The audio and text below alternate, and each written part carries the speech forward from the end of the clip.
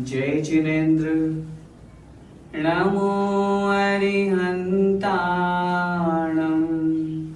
नमो सिद्धाणं, नमो आयर्याणं, नमो उवज्झायाणं, नमो लोये सौसाहूणम्। पंच परमेष्ठी भगवान की जय हो।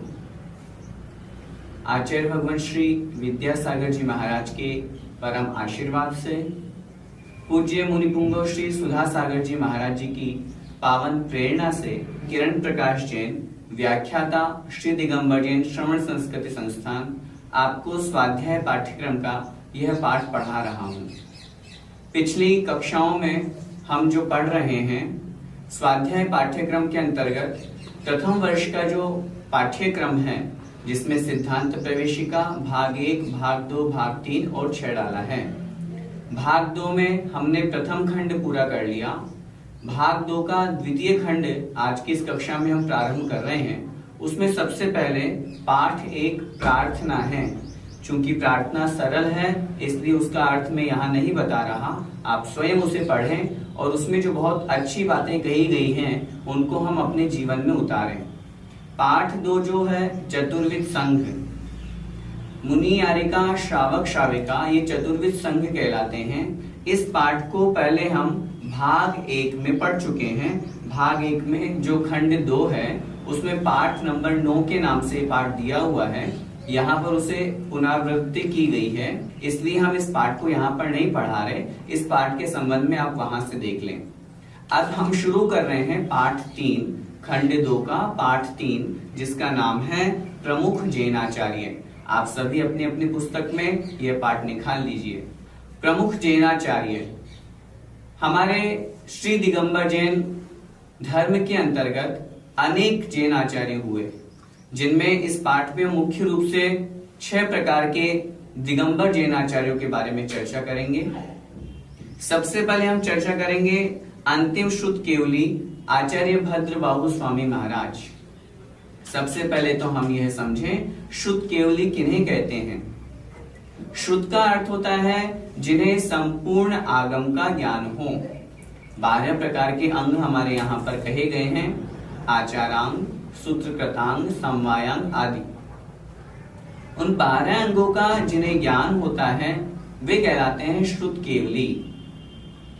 हमारे यहाँ पर भगवान महावीर स्वामी के पश्चात 5 और 3 इस तरह से कुल 8 केवली हुए, जिनमें से 3 तो अनुबद्ध केवली हुए। वे तो केवल ज्ञान को प्राप्त करके मोक्ष पद को प्राप्त किए। अंतिम केवली श्रीधर स्वामी हुए, जो कुंडलपुर से मोक्ष पधारे। उनके पश्चात पूर्व में क्या परंपरा चलती थी, शास्त्र लेखन की परंपरा नहीं थी। जिनेन्द्र भगवान के माध्यम से, उनके उपदेश से जो कुछ भी ज्ञान प्राप्त हुआ, उस समय के जीवों में इतना ज्ञान का क्षयोक्षम होता था कि जो कुछ भी सुना वो सब याद हो जाता था। लेकिन धीरे धीरे काल का प्रभाव ऐसा हुआ जिस कारण से वह ज्ञान का क्षयोक्षम मंद होने लगा। आवश्यकता पड़ी शास्त्र लेखन की। सबसे पहले जो हम पढ़ते हैं, आचार्य गुणधर स्वामी ने जो कषाय पाहुड़ ग्रंथ लिखा, वह सबसे प्राचीन ग्रंथ माना जाता है। और फिर उसके पश्चात आचार्य धरसेन स्वामी महाराज के आशीर्वाद से पुष्पदंत भूतबली महाराज ने षटखंडागम ग्रंथ की रचना करी। इस प्रकार से शास्त्र रचना का क्रम प्रारंभ हुआ। हम उससे कुछ समय पूर्व की चर्चा करते हैं, जब अंतिम श्रुत केवली आचार्य भगवान भद्रबाहु स्वामी महाराज हुए। देखें, दक्षिण भारत में जैन संघ के प्रभाव में उल्लेखनीय वृद्धि का श्रेय अंतिम श्रुत केवली भद्रबाहु को है। दक्षिण परंपरा में उस समय आचार्य भद्रबाहु स्वामी महाराज उस स्थान पर रहे, इसलिए आज वहां हम जितना भी धर्म देख रहे हैं उसका पूर्णतया श्रेय जाता है आचार्य भद्रबाहु स्वामी महाराज को। उत्तर भारत में दीर्घकालीन अकाल के समय तत्कालीन सम्राट चंद्रगुप्त ने युवा पुत्र बिंबिसार को राज्यभार सौंपकर भद्रबाहु से मुनि दीक्षा ली। प्रसंग यह था, आचार्य भद्रबाहु स्वामी महाराज पहले उत्तर में ही थे, लेकिन जब यहाँ अकाल की स्थिति पड़ी और उन्हें यह ज्ञात हुआ कि मैं यहाँ रहूंगा तो मेरी मुनिचर्या का आगम के अनुसार पालन नहीं हो पाएगा, अकाल पड़ेगा तो लोग स्वयं ही त्रस्त हो जाएंगे, हमें कहां से वो आहार करा पाएंगे। यह जानकर उन्होंने दक्षिण की तरफ प्रयाण किया। वो दक्षिण की तरफ चले गए और उस तरफ जाकर के उन्होंने धर्म की बहुत प्रभावना की और वहीं पर उन्हें उस समय के जो सम्राट थे चंद्रगुप्त वो मिले और उन चंद्रगुप्त मौर्य ने, चंद्रगुप्त सम्राट ने वहां पर अपने पुत्र बिंबिसार को राज्य दिया और स्वयं उन आचार्य भद्रबाहु स्वामी महाराज के समक्ष जाकर के मुनि दीक्षा ले लिए। वे गुरु शिष्य संघ सहित दक्षिण में आए। मैसूर प्रदेश के श्रवण बेलगोला को इन्हीं के निवास से तीर्थ क्षेत्र होने का गौरव प्राप्त हुआ। हम जो श्रवण बेलगोला का इतिहास पढ़ते हैं, आज भी वहां पर आचार्य भद्रबाहु स्वामी महाराज की तपस्थली की गुफा बनी हुई है।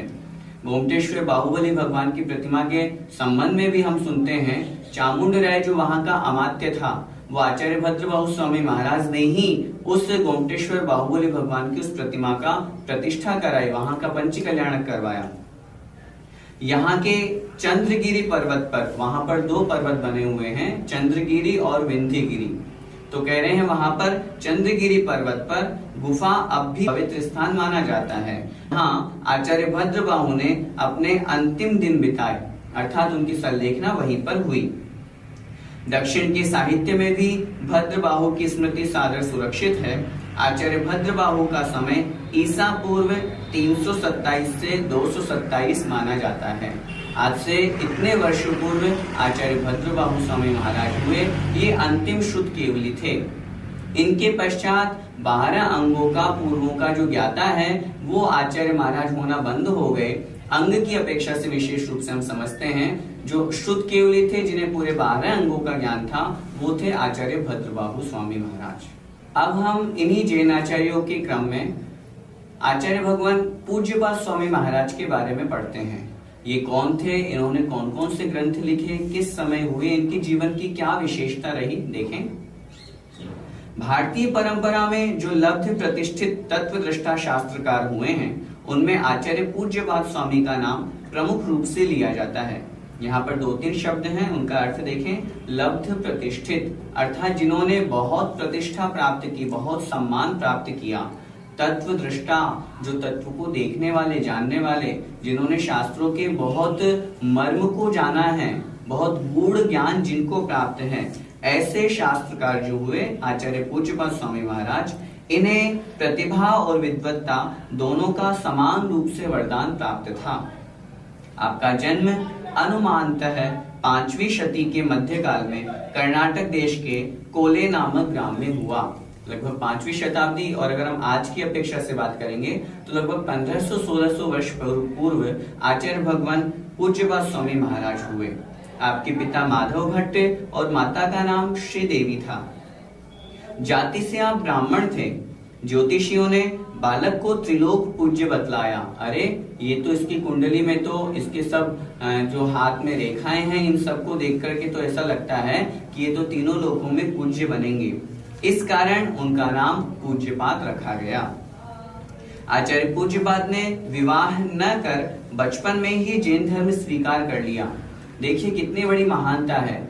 जन्म लिया ब्राह्मण कुल में, लेकिन जैन धर्म से प्रभावित होकर के जैन धर्म के सिद्धांतों को अच्छी तरह से समझ करके उन्होंने समझा कि नहीं, वास्तविकता तो इसी में है, और उन्होंने जैन धर्म को स्वीकार कर लिया। उनको एक दिन बगीचे में एक सांप के मुंह में फंसे हुए मेंढक को देखकर वैराग्य हो गया और उन्होंने जिन दीक्षा धारण कर ली, जाकर के मुनि बन गए। संसार असार है इस प्रकार, कोई भी व्यक्ति कभी भी किसी का भी मरण हो सकता है, कोई किसी को शरण नहीं है। 12 भावनाएं आदि सब उन्होंने शास्त्रों में तो पढ़ी ही थी। मन में ऐसा वैराग्य जागा और मुनि दीक्षा ले लिए।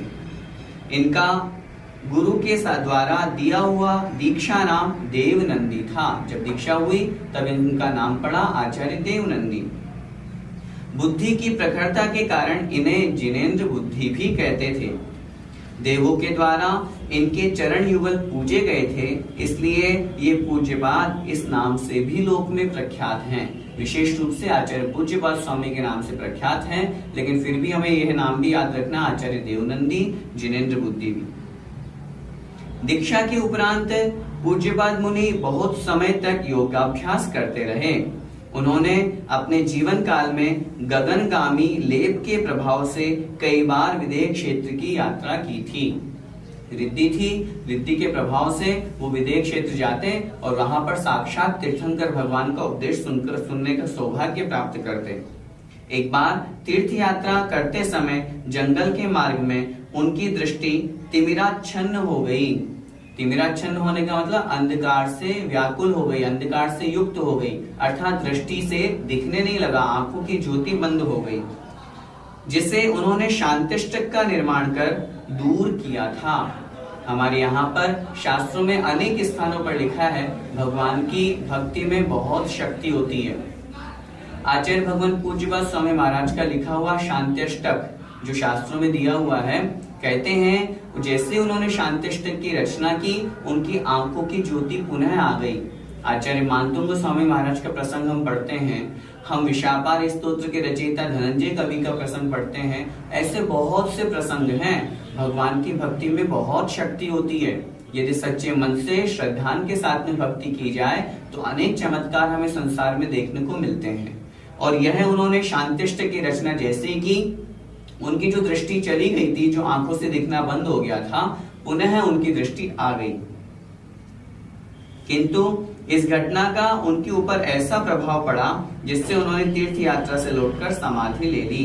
किंवदंती प्राप्त होती है कि जिस जल से उनके चरण धोए जाते थे, उसके स्पर्श से लोहा भी सोना बन जाता था। उनके चरण स्पर्श से पवित्र हुई धूलि में भी पत्थर से सोना बनाने की क्षमता थी। इस प्रकार एक किंवदंती यह भी प्राप्त होती है, ऐसे महान आचार्य पूज्यपाद स्वामी महाराज हुए। आइए हम उनकी रचनाएं समझते हैं। प्रमुख साहित्य परिचय इस प्रकार है। सबसे पहला है सर्वार्थ सिद्धि। आचार्य भगवान उमा स्वामी महाराज ने जो तत्वार्थ सूत्र जी महान ग्रंथ लिखा, उस ग्रंथ की टीका के रूप में आचार्य भगवान पूज्यपाद स्वामी महाराज ने सर्वार्थ सिद्धि ग्रंथ लिखा, जो कि बहुत महत्वपूर्ण है। और हम आज जो तत्वार्थ सूत्र का विस्तार करते हैं, उसका अधिकांश जो हम ग्रहण करते हैं वो सर्वार्थ सिद्धि से ही ग्रहण करते हैं। दूसरा है समाधि तंत्र। इष्टोपदेश। इष्टोपदेश तो एक बहुत अच्छा ग्रंथ है जो आत्मा का सच्चा स्वरूप बतलाने वाला है। प्रत्येक श्लोक में उन्होंने नीचे की पंक्ति में उदाहरण के माध्यम से हमें समझाया है। 50 श्लोकों का यह संक्षिप्त ग्रंथ है, लेकिन बहुत अच्छा है। दश भक्ति, संस्कृत की जो हम भक्तियां पढ़ते हैं, उनके रचयिता आचार्य पूज्यपाद स्वामी महाराज माने जाते हैं। जैनेन्द्र व्याकरण, मुग्धबोध व्याकरण, शब्दावतार, शांत्यष्टक, सार संग्रह, वेद्यसार, जन्माभिषेक, सिद्धि प्रिय स्तोत्र और छंद शास्त्र, इस प्रकार ये इनके मुख्य रचनाएं रही। अब हम इस पाठ में तीसरे आचार्य के बारे में पढ़ते हैं, जिनका नाम है आचार्य अकलंक स्वामी। देखें, मान्यखेट नगर के राजा शुभतुंग के मंत्री का नाम पुरुषोत्तम था। उनकी पत्नी का नाम पद्मावती था। इनके अकलंक और निकलंक नामक 2 पुत्र थे। यह कथा जगत प्रसिद्ध है और बहुत बार आचार्य भगवंतों के प्रवचनों में भी हमें अकलंक निकलंक का नाम सुनने को मिलता है। इनके जीवन में क्या ऐसी घटना घटी कि ये प्रसिद्ध हो गए, हम इसमें समझते हैं। एक बार अष्टानिका पर्व के समय नगर में ही पधारे हुए रविगुप्त मुनि से माता पिता के साथ ही दोनों पुत्रों ने भी ब्रह्मचर्य व्रत ले लिया। देखिए कितनी अच्छी बात है, माता पिता ने तो स्वयं ग्रहण किया ही, लेकिन बचपन में दोनों पुत्रों ने भी मन में यह धारण कर लिया कि हमें उस मार्ग में आगे बढ़ना है और उन मुनि महाराज से ब्रह्मचर्य व्रत स्वीकार कर लिया। युवा होने पर माता पिता के द्वारा विवाह प्रस्ताव में अपनी असहमति प्रकट की और दोनों ने मना कर दिया, हमें विवाह नहीं करना। दोनों पुत्रों ने बाद में जीवन पर्यंत ब्रह्मचर्य व्रत के पालन की दृढ़ता प्रदर्शित की। इनके समय में चारों दिशाओं में बौद्ध धर्म का सर्वत्र प्रचार था। उस समय बौद्ध धर्म बहुत ज्यादा हावी था और सभी जगह पूरे देश में जिधर देखो सब तरफ बौद्ध धर्म का ही प्रचार प्रसार था।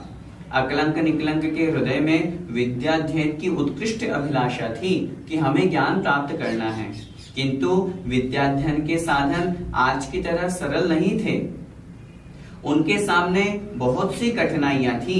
उन्होंने कष्टों की परवाह न करते हुए अपनी ज्ञान पिपासा को तृप्त करने के लिए, अपनी ज्ञान में जो प्यास लगी उस प्यास को बुझाने के लिए महाबोधि विशाल बौद्ध विद्यालय में अध्ययन करने के लिए प्रवेश ले लिया। हमें तो ज्ञान प्राप्त करना है, चाहे वो बौद्ध विद्यालय हो चाहे कैसा ही हो। हमें तो अपने धर्म के प्रति दृढ़ श्रद्धान है, तो फिर बौद्ध धर्म में हमें तो व्याकरण आदि सीखना है, तो हमें धर्म थोड़ी सीखना है, हमें तो अपने जिन धर्म पर श्रद्धान है। ज्ञान प्राप्त करने की बहुत उत्कृष्ट अभिलाषा थी, इसलिए उन्होंने उस विद्यालय में प्रवेश ले लिया। वे प्रतिभाशाली थे, अतः अल्प समय में ही न्याय और तर्क शास्त्र के प्रकांड विद्वान बन गए। एक दिन गुरुजी के द्वारा सप्तभंगी सिद्धांत समझाया जा रहा था।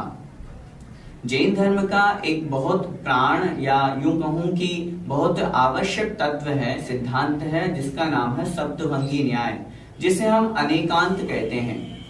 हमारा जैन धर्म अनेकांतात्मक है, अर्थात एक वस्तु है, उसको हम एक ही तरीके से प्रस्तुत नहीं कर सकते, उसमें अनेक धर्म समाये हुए हैं। उन अनेक धर्मों का कथन करने का नाम है स्यादवाद, शैली का नाम है स्यादवाद। सप्तभंग न्याय इसी के अंतर्गत आता है। किसी भी वस्तु के बारे में यदि हमें जानना है तो उसमें अधिक से अधिक 7 प्रश्न हो सकते हैं। 7 प्रश्नों के उत्तर मिल जाने पर हमें वह वस्तु पूरी अच्छी तरह से समझ में आ जाएगी। उसके अलावा कोई 8वां प्रश्न या 8वीं जिज्ञासा मन में नहीं होगी। वो सप्तभंग क्या है? स्याद अस्ति, स्याद नास्ति, स्याद अस्ति नास्ति, स्याद अवक्तव्य, स्याद अस्ति अवक्तव्य, स्याद नास्ति अवक्तव्य, स्याद अस्ति नास्ति अवक्तव्य। अर्थात अपेक्षाकृत है, अपेक्षाकृत नहीं है, अपेक्षाकृत है भी और नहीं भी है। अपेक्षाकृत हम ये कह नहीं सकते, है तो सही लेकिन कह नहीं सकते, नहीं है लेकिन कह नहीं सकते। अंतिम कथन होगा हाँ है भी नहीं भी लेकिन कुछ कहा नहीं जा सकता। बस इन्हीं 7 प्रकार के कथन को यहाँ पर सप्तभंगी न्याय कहा जाता है। तो उस सिद्धांत को जब उनके शिक्षक, बौद्ध शिक्षक वहां कक्षा में पढ़ा रहे थे तो वे उन्हें समझा नहीं पा रहे थे। जब तक वे अन्य गुरुजी से विषय पूछने गए, इतने में अकलंक ने उस पाठ को शुद्ध कर दिया, क्योंकि वो तो ज्ञानी थे, विद्वान थे, जैन धर्म के प्रकांड तर्क शास्त्री थे। तो उन्होंने उस अशुद्धि को ठीक कर दिया। इस कारण गुरुजी को उन पर जैन होने का संदेह होने लगा। उनको लगा कि ये तो जैन हैं। बाद में जब दोनों भाई जैन घोषित हो गए तो उन्हें कारागृह में बंद कर दिया गया, उन्हें जेल में डाल दिया। रात्रि में दोनों भाई जेल से भाग निकले। राजा ने उनको पकड़ने के लिए उनके पीछे सिपाहियों को लगा दिया, परंतु अपने प्राणों की चिंता न करते हुए मात्र धर्म की श्रेष्ठ प्रभावना के उद्देश्य से अकलंक को निकट के तालाब में कूद गए। किंतु निकलंक धोबी के लड़के के साथ प्राण रक्षा के लिए भागने का प्रयत्न करने लगे। सिपाहियों ने दोनों को मार डाला। इस घटना के बाद अकलंक वहां से बाहर आकर दीक्षा धारण कर निर्भय होकर, निडर होकर नगर नगर, गांव गांव जैन धर्म की प्रभावना करने लगे। इस घटना में क्या हुआ, जब दोनों को कारागृह हो गया तो विचार किया उन दोनों ने कि हमें तो जैन धर्म की रक्षा करनी है, हमें तो खूब प्रभावना करनी है, और वो भाग निकले। भाग निकलने पर उनके पीछे जब सिपाही लगाए कि ये दोनों भागे हैं, दोनों को मारना है। घटना में ये हुआ कि अकलंक बोले नहीं तुम चले जाओ, निकलंक बोले कि नहीं मैं जाता हूं तुम यहीं रुको, अकलंक बोले कि मैं जाता हूं तुम रुको। दोनों भाई एक दूसरे की प्राणों की रक्षा करने के भाव रख करके और स्वयं भागना चाह रहे थे। लेकिन उस समय एक सामान्य रूप से ये भी सुनने में आता है कि अकलंक को एक बार सुनने में याद हो जाता था, निकलंक को 2 बार सुनने में याद होता था।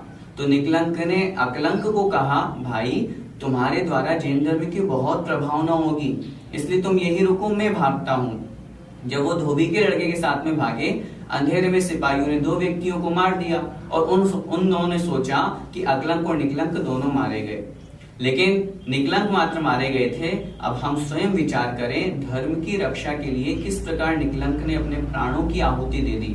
हम और आप धर्म तो करते हैं, लेकिन वो धर्म अपनी आत्मा से करें तो वास्तविकता में धर्म करना हमारा सार्थक होगा। इस प्रकार जब बाद में अकलंक वहां से बाहर निकले, खूब धर्म की उन्होंने प्रभावना की। कलिंग देश के रत्न संचयपुर के राजा का नाम हिमशीतल था। उनकी रानी मदन सुंदरी जिन धर्म की भक्त थी। उसने उत्साह के साथ अपना जैन व्रत निकालना चाहा, परंतु अन्य कारणों से ऐसा नहीं हुआ, क्योंकि बौद्ध धर्म का वहां भी बहुत प्रचार प्रसार था। तब रानी के कहने से एवं धर्म की रक्षार्थ अकलंक स्वामी का 1 माह तक बौद्धों के साथ वाद विवाद होता रहा। पहले के समय में बहुत प्रकार के विद्वान होते थे, बहुत मत मतांतर होते थे, तो हमारे जैनाचार्यों ने अनेक मत मतांतरों से वाद विवाद किया और उस वाद विवाद में हमेशा तर्कपूर्ण उत्तर प्रस्तुत करके विजय प्राप्त करते थे। बौद्ध साधुओं के उत्तरों पर अकलंक को आश्चर्य होने लगा, क्योंकि उन्हें लगा कि ये उत्तर तो ये तो दे ही नहीं सकते हैं। वे बड़ा आश्चर्य करने लगे कि ऐसे उत्तर इनके पास कहां से आ रहे हैं। एक दिन स्वप्न में वास्तविकता को जानकर पर्दे के पीछे छिपी तारा देवी का भेद खुला। तब उन्होंने पर्दे को खोलकर घड़े को फोड़ दिया। क्या प्रसंग बना? उन्हें ये लगा कि नहीं, ये उत्तर कोई सामान्य बौद्ध व्यक्ति नहीं दे सकता। किसी न किसी देवीय शक्ति का इन्होंने प्रभाव लिया है, उनको प्राप्त किया है, उनको चमत्कारिक रूप से उस तरह से वो उत्तर दे रहे हैं। जब उन्हें स्वप्न में इस बात का ज्ञान हुआ, उन्होंने पर्दा खुलवाया और घड़े को फोड़ दिया। कह रहे हैं आगे, घड़ा फूटते ही तारा देवी भाग निकली और अकलंक देव विजयी हुए। जैसे ही घड़ा फूटा, देवी का वहां से गमन हुआ। अब जब देवी चली गई तो उन बौद्धों के पास तो किसी भी प्रश्न का उत्तर नहीं, वो तो उस देवी शक्ति का प्रभाव लेकर के उत्तर दे रहे थे। उनको ज्ञान तो कुछ था नहीं, तर्क वो कुछ दे सकते नहीं थे, इसलिए वो हार गए।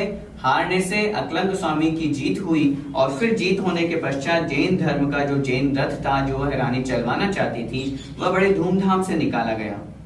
इस प्रकार अकलंक स्वामी ने अपने जीवन काल में जैन धर्म की अत्यधिक प्रभावना की थी। आपका समय ईसा की 7वीं शताब्दी माना जाता है। लगभग आज से अगर हम माने चर्चा करें तो लगभग आज से 1300-1400 वर्ष पूर्व आचार्य अकलंक स्वामी हुए। इनकी रचनाएं समझते हैं।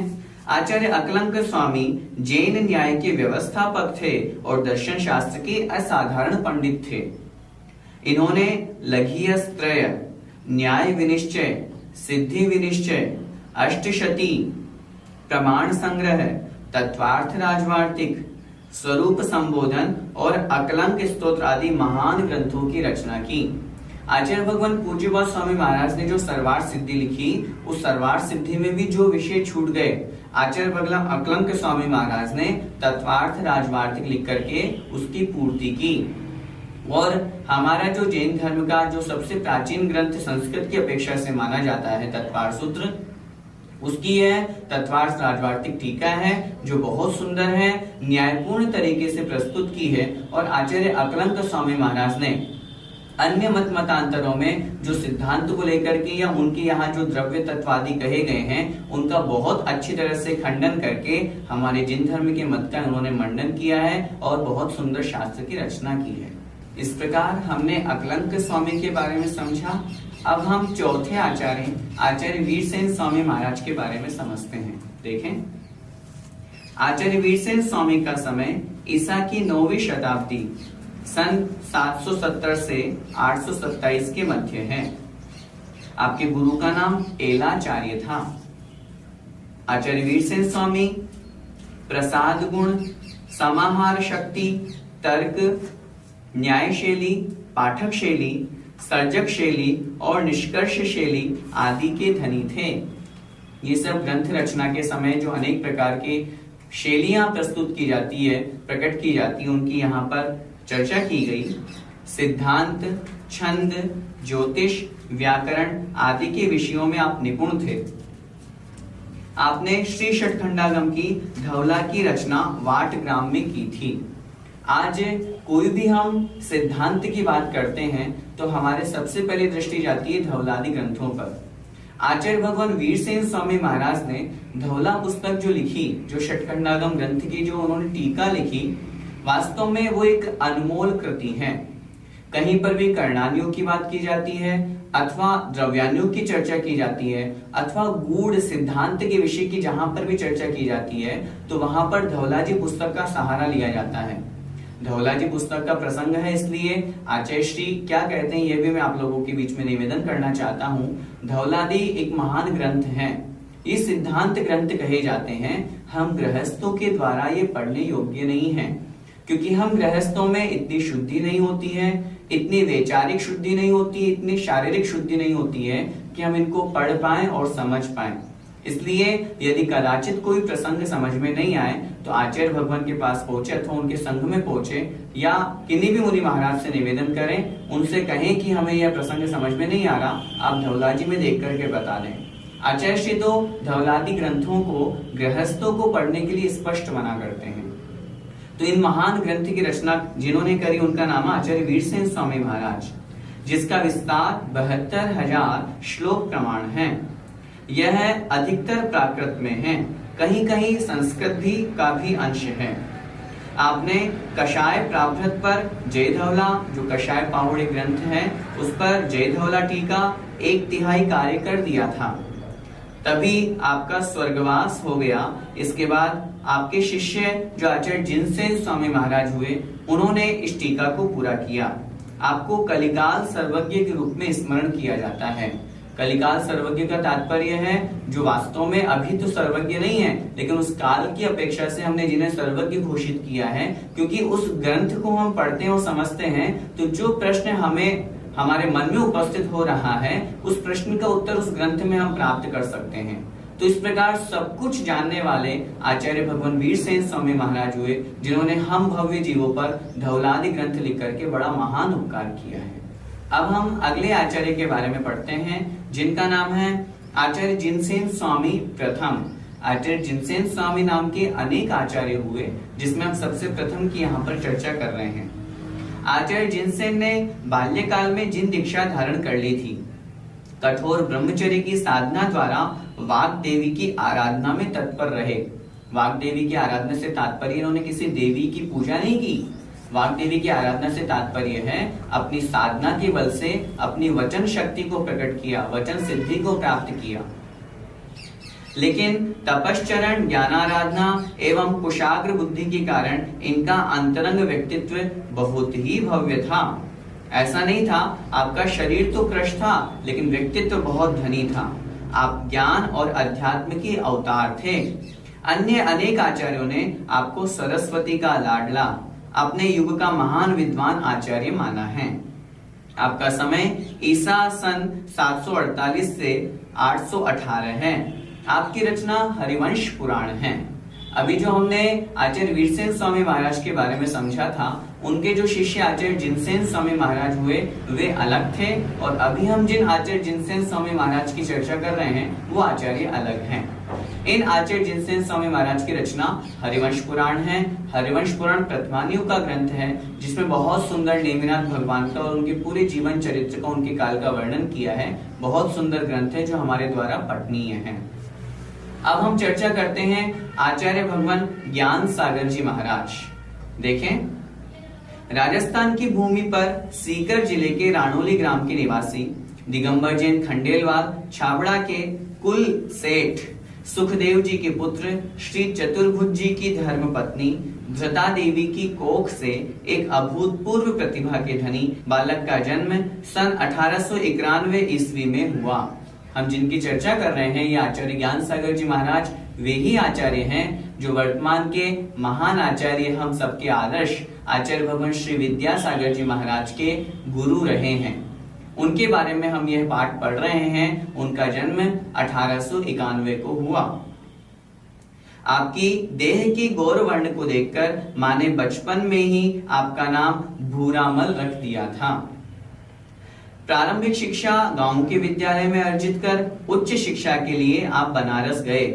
और पूर्ण निष्ठा के साथ विद्या अध्ययन करके संस्कृत और जैन सिद्धांतों की उच्च शिक्षा प्राप्त की एवं स्याद्वाद महाविद्यालय बनारस से शास्त्र की परीक्षा पास की। जो स्याद्वाद महाविद्यालय जो विद्वानों की जननी कही जाती है, ऐसा विद्यालय वहां पर है जो कि गंगा के घाट के किनारे है और वहीं पर आपने रह करके शास्त्र की परीक्षा उत्तीर्ण की। आप पंडित भूरामल जी के नाम से विख्यात हुए तथा बनारस में ही आपने जैनाचार्यों द्वारा लिखित न्याय, व्याकरण, साहित्य, सिद्धांत एवं अध्यात्म विषयों के अनेक ग्रंथों का गहन अध्ययन किया। सन 1947 में अजमेर नगर में मुनि श्री वीर सागर जी महाराज से आपने ब्रह्मचर्य व्रत धारण कर लिया और आत्म कल्याण हेतु 54 वर्ष की आयु में गृह त्याग कर दिया। 60 वर्ष की आयु में आचार्य श्री वीर सागर जी ने क्षुल्लक दीक्षा देकर ज्ञान भूषण नाम रखा तथा सन 1957 में ऐलक दीक्षा प्रदान की तथा सन 1959 में आचार्य श्री शिव सागर जी महाराज ने खानिया जी, जिसे हम चूलगिरी के नाम से भी जानते हैं, वहां जयपुर में मुनि दीक्षा देकर ज्ञान सागर के नाम से विभूषित किया। व्यवहार में ऐसा देखा जाता है और अनेक लोग कहते हैं जो विद्वान होते हैं, जो पंडित होते हैं, वे व्रतों को धारण नहीं करते, वे तो प्रतिमाओं को भी धारण नहीं करते। मुनि बनना तो बहुत आगे की बात है। लेकिन आचार्य भगवान ज्ञान सागर जी महाराज ने उन सब व्यवहारों को, या जो लोग व्यवहार में इस तरह की चर्चा करते हैं, उनके प्रश्नों का उत्तर दे करके स्वयं पहले उन्होंने शास्त्रों का अध्ययन किया, ज्ञान प्राप्त किया, विद्वान रहे, बहुत प्रकांड विद्वान रहे। संस्कृत में आपने बहुत महाकाव्य लिखे, जयोदय, वीरोदय आदि काव्य आपने लिखे, आपकी बहुत अजेय रचनाएं हैं। वे उन रचनाओं को करके आप मुनि पर्याय को प्राप्त हुए, मुनि पद आपने धारण किया। नसीराबाद में 7 फरवरी 1959 को सकल दिगंबर जैन समाज द्वारा तथा चतुर्विद संघ के द्वारा आपको आचार्य पद से विभूषित किया गया। अपने जीवन के अंतिम वर्ष में आचार्य पद की उपाधि को अपने ही शिष्य मुनि श्री विद्यासागर जी को 22 नवंबर 1972 को सौंपकर स्वयं समाधि साधना में लीन हो गए। हम जिनके बारे में पढ़ रहे हैं आचार्य ज्ञान सागर जी महाराज, इनके जीवन चरित्र को उठा करके देखते हैं, बहुत अधिक विनयवान, ज्ञानवान साधु थे। जब अंत समय में आचार्य पद मुनि श्री विद्यासागर जी को दे रहे थे, अपने खुद शिष्य को अपने स्थान सिंहासन पर बैठाया, खुद नीचे बैठे और उनके चरणों में झुके और बोले, हे गुरुवर, अब मुझे समाधि की प्रेरणा दीजिए, अब मुझे आप अपने चरणों में समाधि कराइए। विचार करें, इतने वयोवृद्ध साधु, इतने ज्ञानवान साधु और एक युवा शिष्य को, जिन्होंने 22 वर्ष की उम्र में मुनिश्री को विद्यासागर जी महाराज को मुनि पद दिया, और मुनि पद देने के बाद में 4 वर्ष के बाद में 26 वर्ष की उम्र में जब उनको आचार्य बना दिया, स्वयं उनके शिष्य हो गए और बड़े विनयवान होकर के आचार्य ज्ञान सागर जी महाराज ने विद्यासागर जी से उस समय निवेदन किया।